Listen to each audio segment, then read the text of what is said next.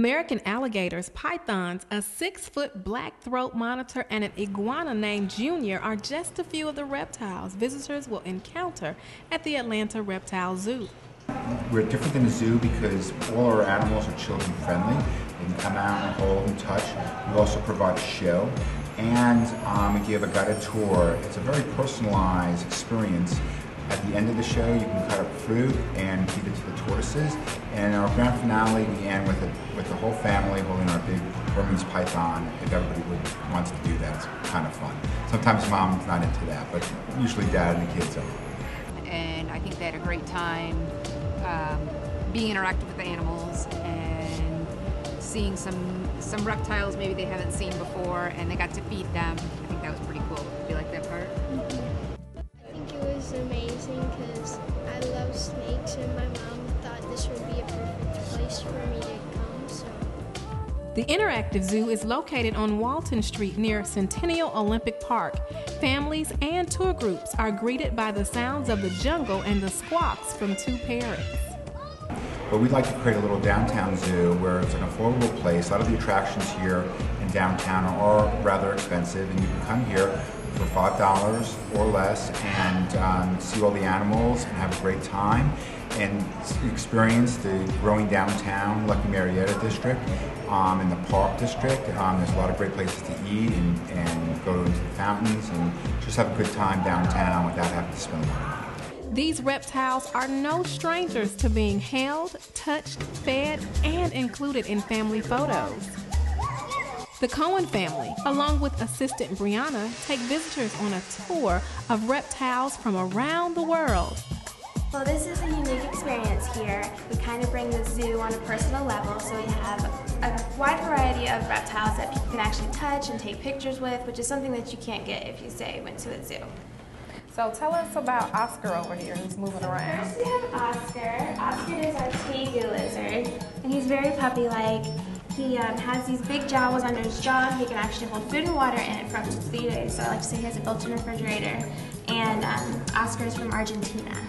Okay. Now with your girl and you're doing this, most girls are squeamish. What got you into this? I've always been fascinated by reptiles, all animals in particular, and even as a kid I've been very eager to grab and touch, and so when I got this opportunity, it was just, I had to jump on it. I just loved him.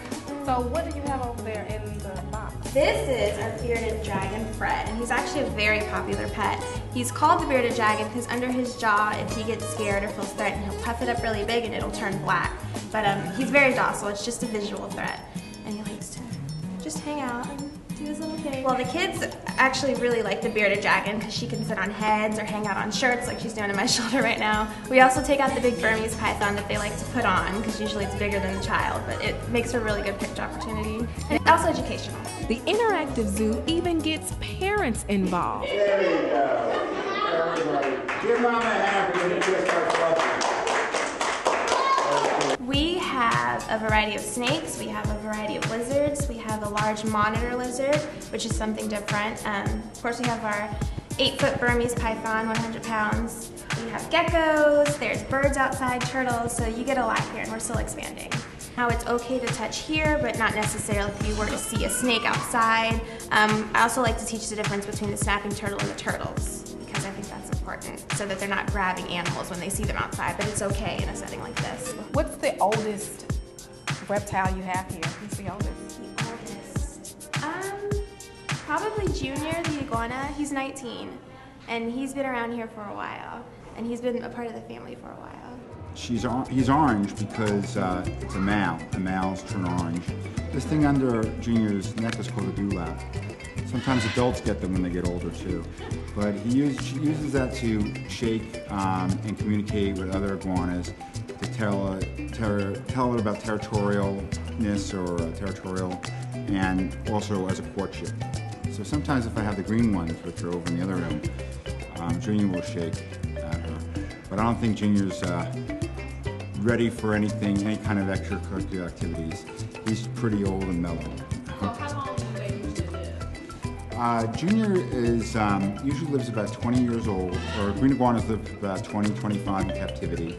They're well taken care Junior, when he was a child, had what's called metabolic bone disease, and that's why its jaw is malformed. But we got it, and we fed it plenty of calcium and kind of cured it. And now he's eating really well. You can see the food in front that he eats. He's definitely a southern lizard because he loves his collard greens. So he eats collard greens, and the reason we give him collard greens is it's high in calcium, one of the highest calcium greens, and that helps him with this jaw issue. They're herbivores, so they eat only fruits and vegetables. They get 70% leafy greens, about 20% vegetables, peas and carrots, and the rest are bananas. Junior really loves bananas. Let's see if he'll take a banana. Come on, Junior. Open. Junior. And even they do have teeth, but they're very small teeth. They're knobby teeth used for crunching. And now that we've got him up with his banana, he might eat some more of his food and apple and things like that. Come on, Junior. There you go. There's his collard greens. And that's Junior. It's a family affair at the Atlanta Reptile Zoo. The Cohen family has brought the wild to downtown Atlanta. You're watching Heart of Atlanta.